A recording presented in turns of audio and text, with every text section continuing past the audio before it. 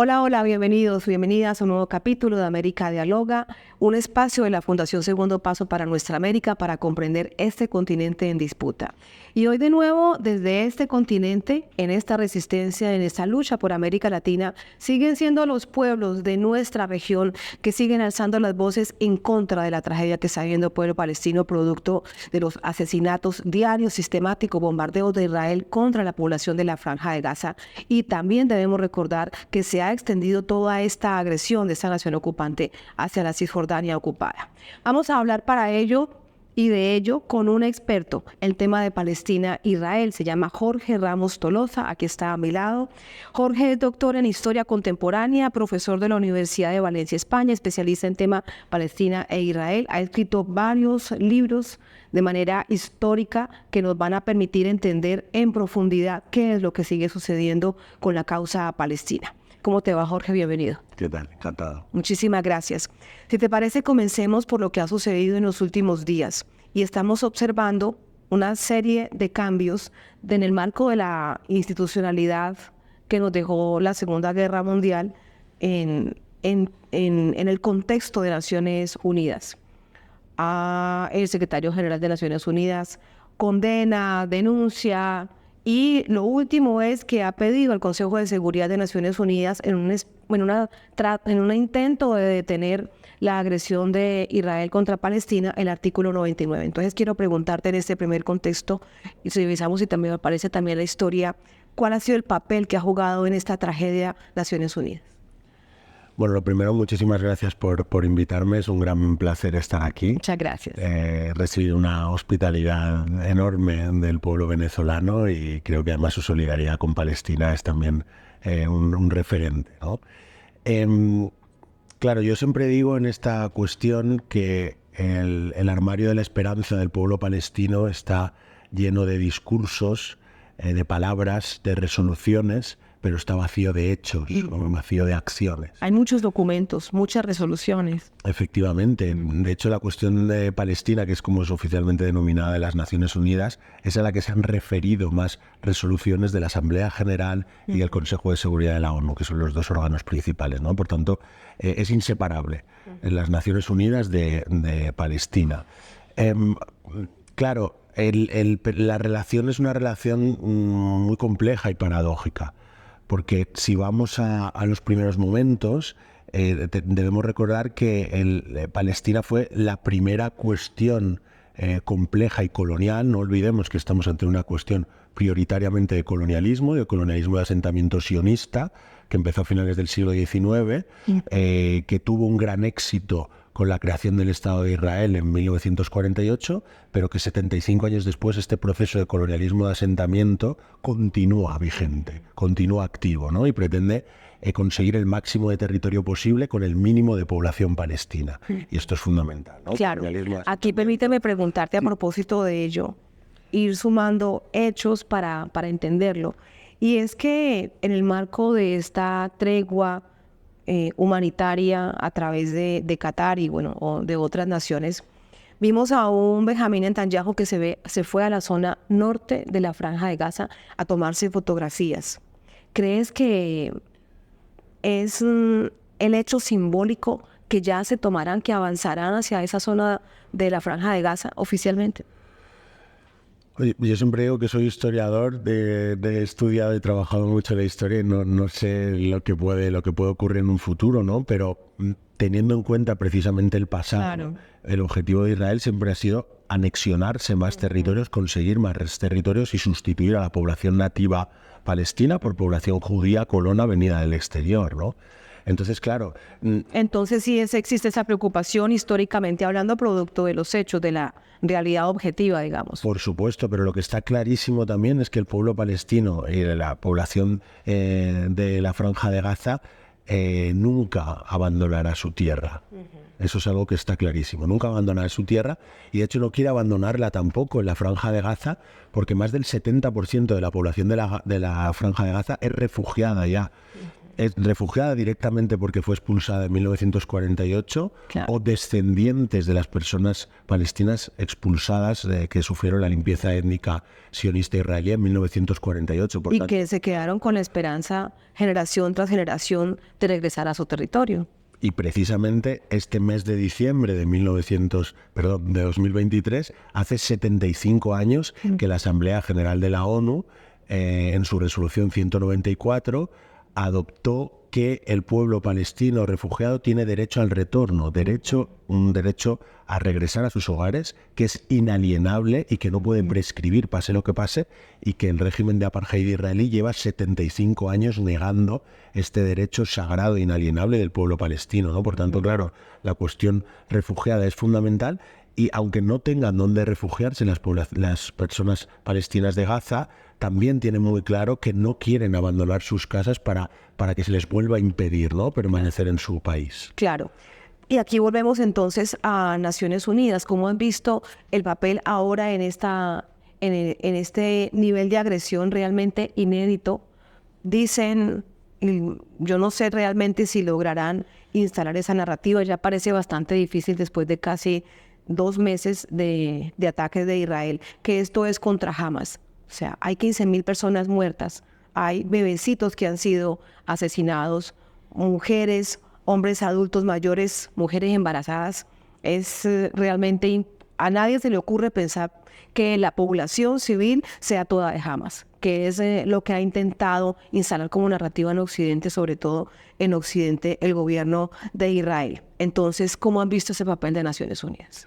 Bueno, pues una vez más repleto de palabras y discursos, pero vacío de hechos, ¿no? Entonces, Naciones Unidas, ¿para qué sirve en este momento, Jorge? De hecho, precisamente yo titulé mi tesis doctoral, agarré una frase que el primer ministro israelí, el gran líder del movimiento sionista, David Ben Gurión, pronunció. Él mismo, en la década de 1950, él afirmó que las Naciones Unidas no son nada.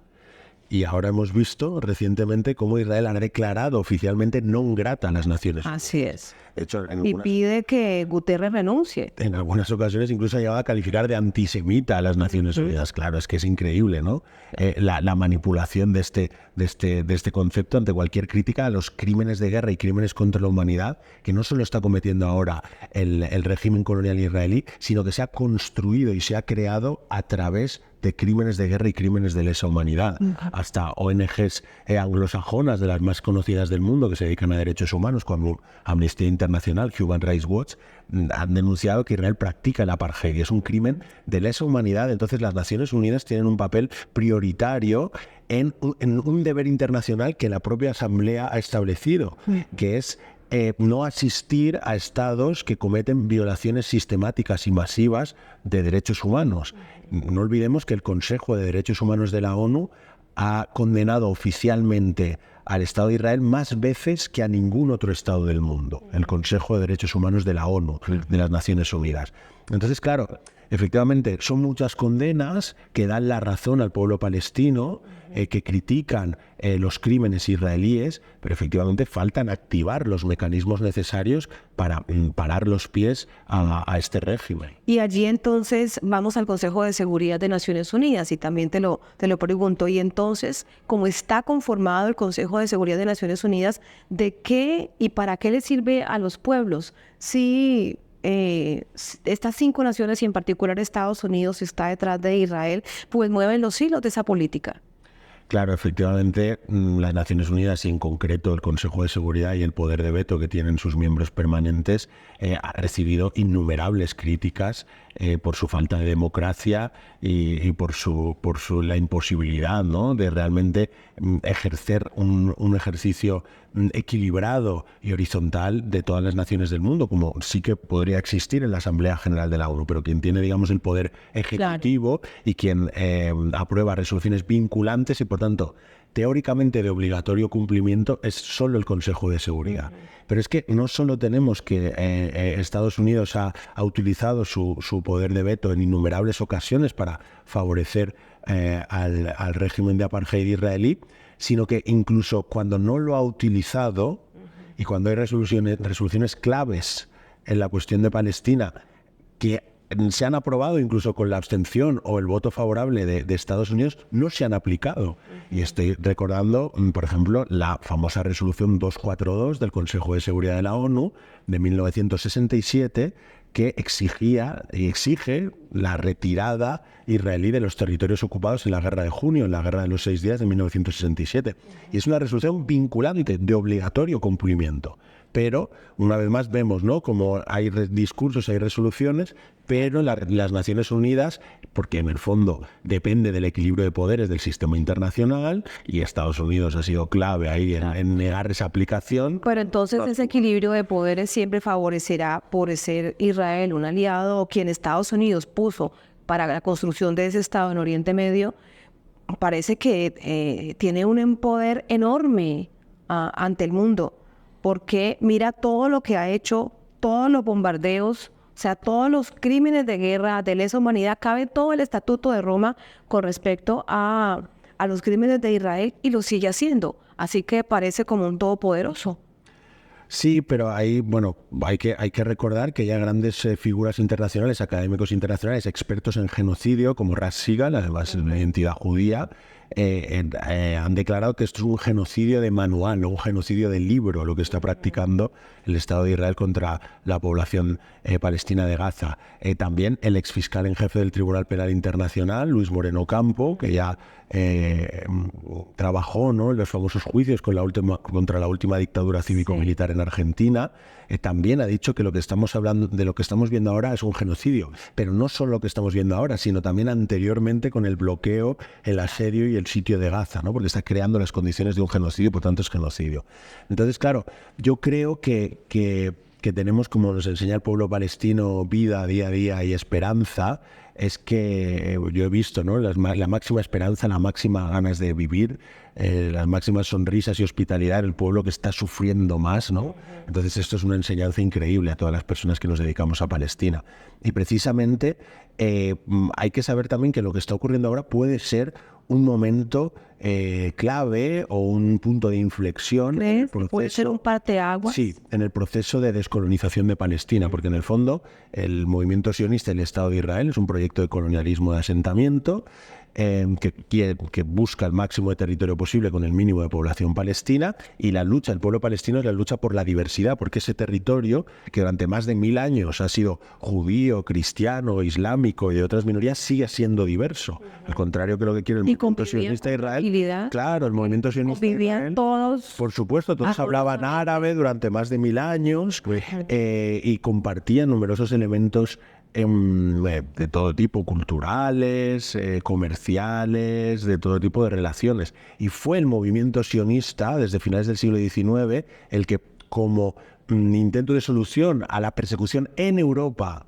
no en Palestina, la Palestina otomana en ese momento, en Europa, de las personas judías, con su hostilidad, discriminación, cuando busca que ese territorio sea exclusivamente o mayoritariamente judío. Y esto es lo que continúa el Estado de Israel, que tiene como ideología oficial el sionismo. Así es. Entonces, claro, es una lucha por la diversidad del pueblo palestino, de que ese territorio siga siendo como siempre ha sido diverso, ¿no? Por tanto, también desde un punto de vista cristiano, y lo digo aquí porque es importante, lo hemos estado trabajando estos días porque me sorprende, ¿no?, que el cristianismo evangélico en numerosos ámbitos se posicione del lado de Israel, cuando sistemáticamente el Estado de Israel, sus fuerzas y sus colonos atacan a la población cristiana en Palestina, atacan cementerios cristianos y los vandalizan. Hace poco también se intentó quemar, un colono israelí intentó quemar la iglesia en Getsemaní, en el Monte de los Olivos de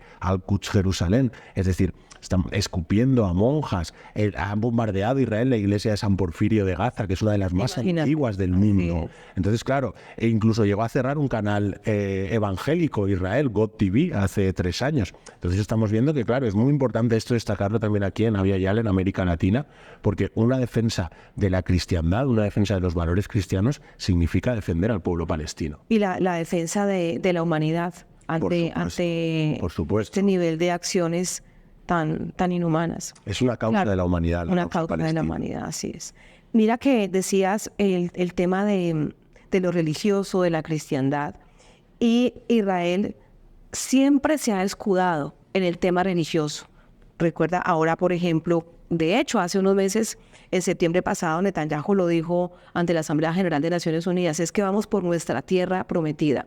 Así que siguen poniendo de primero el tema de la religión. ¿Crees que, bueno, sí, siempre ha sido así, pero ahora aún más, hablando en términos históricos, porque muy bien se entiende que lo que hay es un asunto de carácter político en el sistema colonial que Israel pretende mantener, pero es lo religioso algo que siempre ponen por delante y uno se pregunta, ¿será que es que intentan confundir o generar más sentimiento de culpa a la Europa?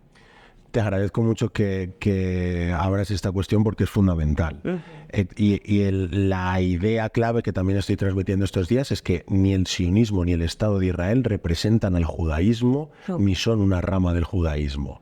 Hablan en nombre del judaísmo, pero no lo representan. De hecho, en el pasado y en el presente hay personas y grupos judíos de todo tipo, más religiosos, más laicos, que entonan el no en mi nombre, y de hecho vimos como en octubre pasado mismo, cientos de personas judías en Estados Unidos ocuparon durante varias horas el Capitolio de Washington, llamando al no en mi nombre. La estación principal del metro. La Grand Central Station también, y muchas otras manifestaciones, ¿no? Entonces, personas supervivientes del genocidio nazi, sus descendientes, que están diciendo no en mi nombre, y lo han dicho a lo largo de mucho tiempo, ¿no? Claro, esto es fundamental. El movimiento sionista se creó en Europa bebiendo del racismo judeófobo y aceptó el racismo antijudío que decía, las personas judías no caben en Europa. Entonces aceptó eso y dijo, vamos a otro territorio. Pero claro, ese era otro territorio, era extraeuropeo y solo se podía hacer mediante el colonialismo de asentamiento, y todo colonialismo es una forma de racismo, por cierto. La propia Asamblea General de la ONU, en 1975, en su resolución 3379, estableció que el sionismo es una forma de racismo y de discriminación racial, aunque después, a principios de los 90, fue revocada por la enorme presión del tándem israelo-estadounidense.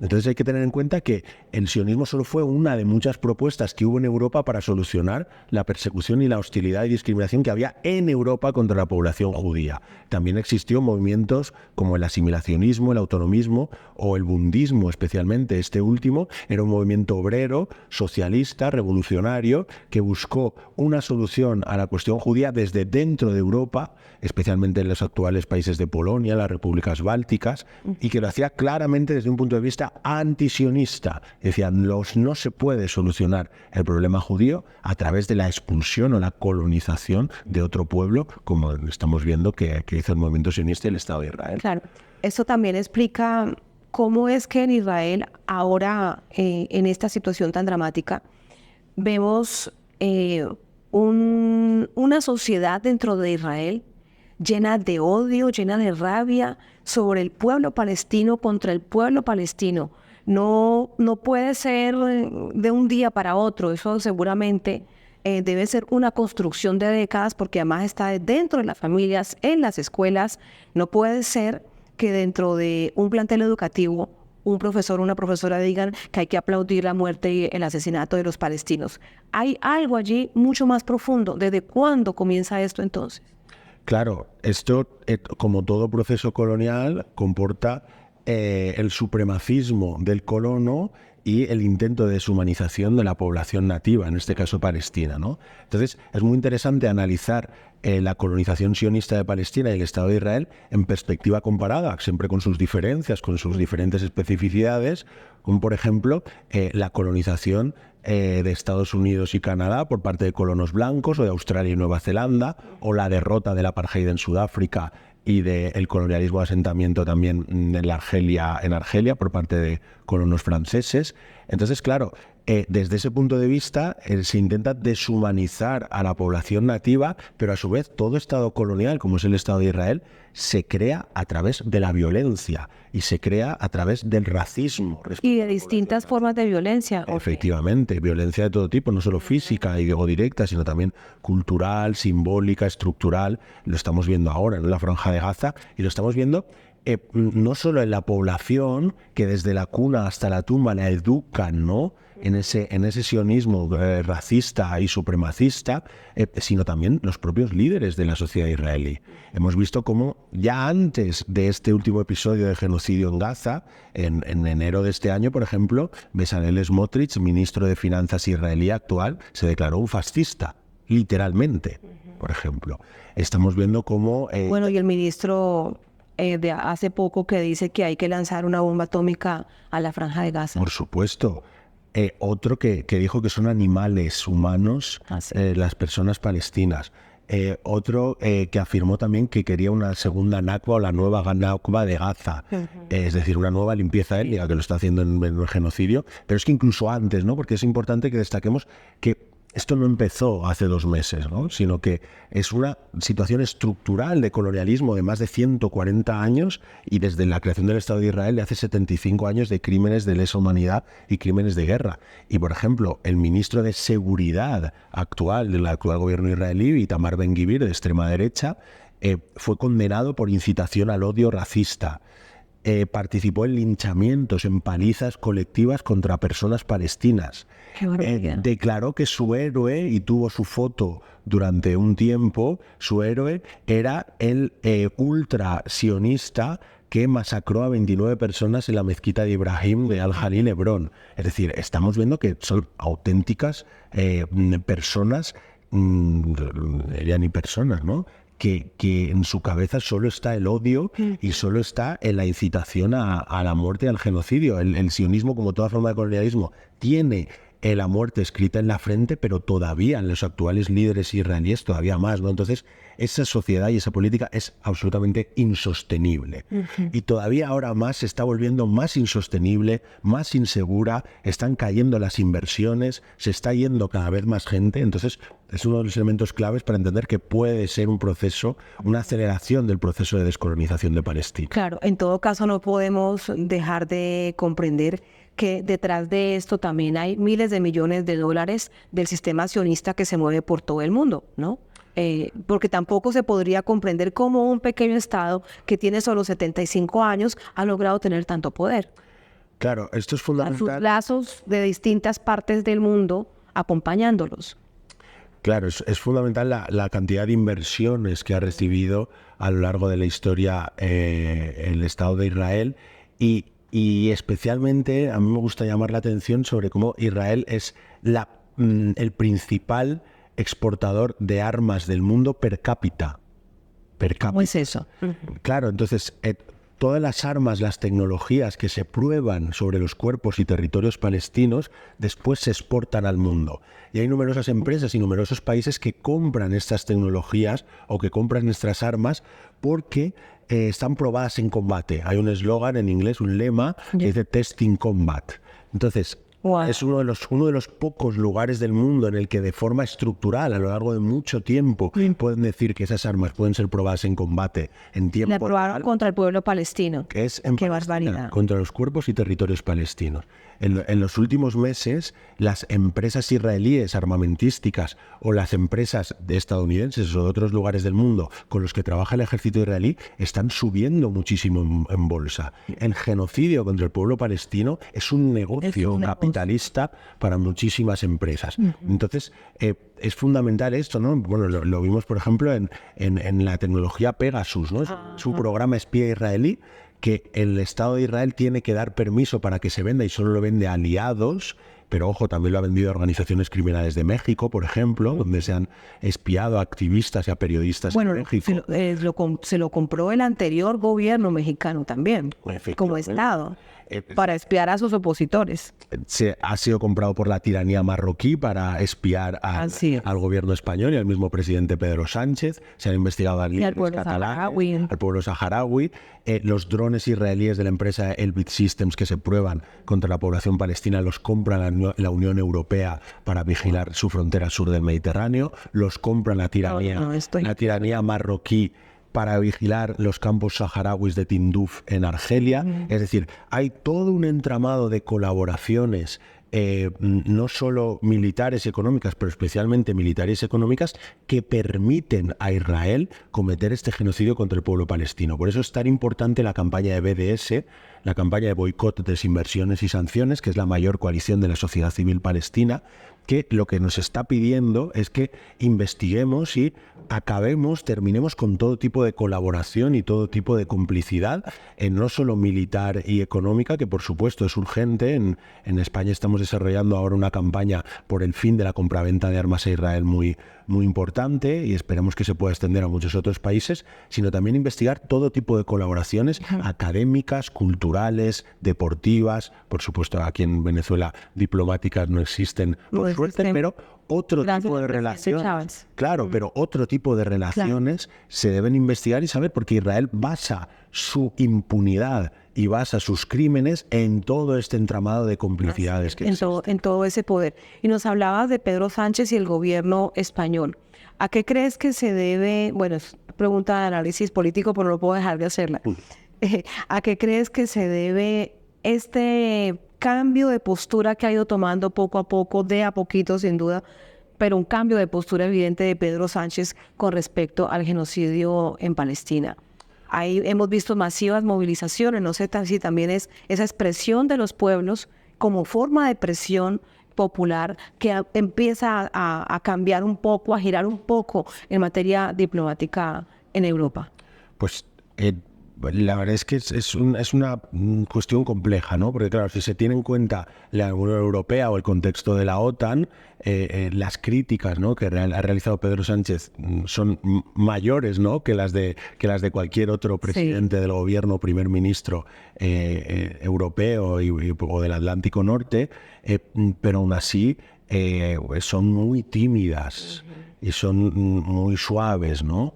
Y además, y esto yo mismo, que no suelo interpelar en redes sociales a nadie, y menos al presidente del gobierno, le he reclamado que dejen de utilizar una falacia, un argumento falso que se está utilizando sistemáticamente, incluido el presidente del gobierno español, que es que Israel tiene derecho a defenderse. No, es que así comenzaron. Así comenzó Israel, y en Estados Unidos mantiene esa narrativa, que la nación ocupante se defiende, pero ¿se defiende de qué? Si lo que tenía que hacer era protegerlos. Efectivamente, y esto es muy claro y muy sintético. En primer lugar, Israel, según numerosas resoluciones de la ONU, y según la Cuarta Convención de Ginebra, etcétera, etcétera, o aplicando la Cuarta Convención de Ginebra al comportamiento israelí desde 1967, es una potencia ocupante. Por tanto, no existe, es una falacia, no existe el derecho a defenderse o el derecho a la autodefensa de una potencia ocupante como Israel contra un pueblo ocupado y colonizado como es el pueblo palestino. Claro. No existe, por tanto no se puede utilizar ese argumento que estamos escuchándolo tantas veces. En segundo lugar, lo que sí que existe, como tú muy bien te has referido, lo que sí que existe claramente en el derecho internacional humanitario y en concreto en la Cuarta Convención de Ginebra, que es una norma fundamental, es la obligación, el deber de toda potencia ocupante de proteger al pueblo ocupado, y en este caso la potencia ocupante Israel y el pueblo ocupado, el pueblo palestino, algo que, como es desgraciadamente obvio, lleva incumpliendo sistemáticamente y ahora todavía más el Estado de Israel. Y por último, lo que también existe claramente en resoluciones de la Asamblea General de la ONU, como la 3070 y otras más posteriores, es el derecho, dice literalmente, el derecho de todos los pueblos bajo dominación extranjera y subyugación colonial a resistir por todas las vías posibles, incluyendo la lucha armada, a esta subyugación colonial y a esta dominación extranjera. Claro, y eso también lo dice el derecho internacional humanitario, también están los protocolos de Ginebra. Por supuesto. Pero lo que observamos es que no solamente se defienden, sino que se defienden de los terroristas de Hamas. Si tenemos esto, más cuando dicen que lo que hay en Palestina son unos animales, esto entonces también es parte de una estrategia para hacer lo que les parezca, es una manera de interpretarlo. Por supuesto, y esto además lo podemos ver, ¿no?, incluso en la cultura de masas y cultura popular estadounidense. Hay ciertos paralelismos con los western, con las películas de indios y vaqueros, como se solían llamar. claro, muchas películas empiezan con la flecha, ¿no?, indígena llegando al colono blanco sin contextualizar y sin explicar nada más, ¿no? Entonces, claro, esto es fundamental. Que estaban resistiendo a la colonización. Claro, por eso es tan importante contextualizar y la historia, ¿no? Porque todo pueblo, y aquí lo sabemos totalmente, ¿qué hizo el libertador Simón Bolívar para acabar con el yugo del Imperio Español? Pues obviamente, ojalá, ¿no?, todos los pueblos puedan liberarse simplemente aplicando el derecho internacional y los derechos humanos, que en el fondo es lo que pedimos, que se aplique en los principios universales de derechos humanos, que por cierto ahora es el 75 aniversario, y que se aplique el derecho internacional, como en cualquier otro lugar del mundo. Es lo único que se pide, ¿no? Entonces, claro, que parezca tan extraño o que demandemos esto cuando es algo puramente de sentido común, puramente de defender la vida humana, bueno, a veces es agotador, pero no lo vamos a dejar de hacer hasta que Palestina sea libre y se cumpla el derecho internacional y los derechos humanos. Históricamente, ¿cuál crees que es realmente la salida para la causa palestina, la cuestión palestina, el derecho a su libertad, a tener su propio territorio, y la diáspora, que son más de 8 millones de palestinos y palestinas alrededor del mundo, puedan irse a su propia tierra? ¿Cuál históricamente crees que es el escenario que, entre otras cosas, sea viable y que sea respetado? Bueno, yo creo que en esta coyuntura lo más urgente es conseguir, ¿no?, el fin del genocidio israelí sobre la Franja de Gaza, y también todos los ataques que ha multiplicado, como has mencionado al principio, en Cisjordania, en el sur del Líbano. Han matado más de 400 personas en Cisjordania. Por supuesto, y también prácticamente a diario está atacando el sur del Líbano. Y ha atacado también Damasco, por ejemplo, ¿no? Yo el otro día escribí que es increíble cómo en pleno año 2023 hay un ejército, un Estado, que es el Estado de Israel, que es capaz de atacar a 3 naciones simultáneamente en 24 horas. Ha atacado a la Franja de Gaza de la nación palestina, ha atacado al Líbano en segundo lugar y ha atacado a Siria, el aeropuerto de Damasco. A 3 ataques a 3 naciones distintas. Y no. Y no hay condena. Con total impunidad, y además haciéndose la víctima. Es increíble. Es increíble. Es el único país del mundo que puede atracar a 3 países distintos y además hacerse la víctima y decirse la víctima perpetua, ¿no? Es increíble. Y yo ahora lo que creo que debemos por todas las maneras posibles es conseguir que pare este genocidio en primer lugar, y también los ataques a otros territorios, Cisjordania, Líbano, Siria, etcétera, etcétera, por supuesto, en segundo lugar. Y después lo que tiene que hacerse es llevarse a Netanyahu y a todos los a la Corte Penal Internacional. A la Corte Penal Internacional. O a la Corte Penal. Ya está habiendo movimiento. Pero también has visto que el fiscal de la Corte Penal Internacional ha sido bastante tibio. Bueno, por eso hay que utilizar todos los recursos posibles y que se sumen más países, más equipos de abogados y abogadas para que esto se pueda llegar por fin, se acabe con esta impunidad de 75 años, claro. Y después yo creo que lo que pide el movimiento BDS son mínimos y son fundamentales, que son 3 grandes puntos de lo que está de acuerdo todo el pueblo palestino y que están presentes además en el derecho internacional, ¿no?, que es fin de la ocupación, fin de la ocupación y desmantelamiento del muro, fin de la ocupación, resolución 242 del Consejo de Seguridad de la ONU, desmantelamiento del muro como la opinión consultiva de la Corte Internacional de Justicia de julio de 2004, en segundo lugar, fin del apartheid, que como hemos dicho es un crimen de lesa humanidad según el Estatuto de Roma del Tribunal Penal Internacional, y ya ONGs, altos comisariados de la ONU, altos representantes de la ONU, organismos de la ONU están diciendo que Israel practica este apartheid. Y en tercer y último lugar, que ahora también hace 75 años, derecho al retorno de la población palestina refugiada. A ese mismo territorio, ya estamos a punto de despedir, pero es que me quedan tantas preguntas, Jorge, que no sé qué voy a hacer. Pero a ese mismo territorio, porque recuerda lo que estaban diciendo al inicio de esta nueva agresión, de la actual, que se fueran al Sinaí. No, por supuesto. Es que es una locura. El derecho al retorno a su propio territorio. Claro, que la resolución 194 del 11 de diciembre de 1948 aprobó la Asamblea General de las Naciones Unidas, es el derecho al retorno al territorio de lo que había sido el mandato británico de Palestina, el territorio de la Palestina histórica entre el río Jordán y el mar Mediterráneo. Entonces, esto es un derecho sagrado e inalienable del pueblo palestino y se debe aplicar o si no, la compensación que se tenga a cambio si no puede regresar esa población, ¿no? Y yo creo que cada vez estamos más cerca de ver un territorio, aunque con mucho sufrimiento y con muchas imágenes horribles como estamos viendo, con mucho sacrificio por parte del pueblo palestino, pero un territorio del río al mar en el que se puedan cumplir los principios universales de derechos humanos y el derecho internacional, y en el que todas las personas, sean judías, sean cristianas, sean musulmanas o no sean de ninguna religión, puedan vivir en paz y en igualdad de derechos. Eso es fundamental, en igualdad de derechos. Muchísimas gracias, Jorge. Nos ha dado cátedra de historia y con un poquito de la actualidad en análisis político que no se puede dejar de preguntar para entender, pero sin duda el contexto histórico es fundamental para comprender. Muchas gracias. Muchas gracias. Un placer. Muchas gracias. Gracias a ustedes. Hasta la próxima.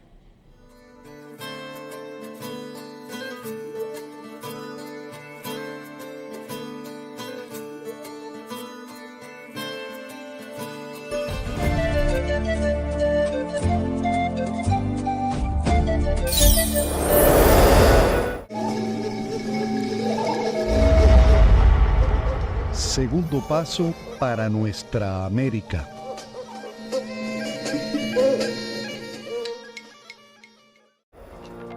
Suscríbete, toca la campana, dale me gusta y comparte.